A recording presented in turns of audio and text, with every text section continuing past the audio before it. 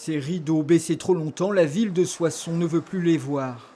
Les propriétaires de locaux commerciaux inoccupés plus de 2 ans devront bientôt s'acquitter d'une augmentation de leur taxe foncière. On a mis en place ce dispositif en 2016 et donc il va s'appliquer au 1er janvier 2019. Et c'est 20% la première année, 30% la deuxième année et 40% la troisième année. Les élus veulent contraindre les propriétaires de biens commerciaux à établir des loyers plus conformes au prix du marché, à l'heure où les commerçants sont parfois étouffés financièrement. On a trouvé qu'effectivement c'était une bonne mesure qui permettait un petit peu effectivement de maintenir certaines activités, mais aussi que d'autres commerçants puissent s'installer avec un loyer correct et que le commerce tienne dans le temps en fait. Saint-Quentin était l'une des premières villes à mettre en place cette mesure. Depuis 3 ans, les loyers des commerces ont baissé d'environ 30%. Il y a des propriétaires pour différentes raisons.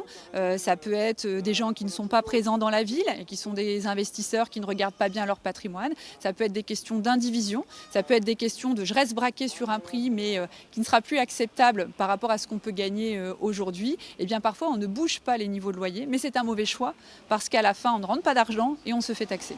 Confrontés à la double concurrence d'Internet et du développement des zones commerciales, les boutiques du centre-ville ont trouvé là l'occasion de mieux résister.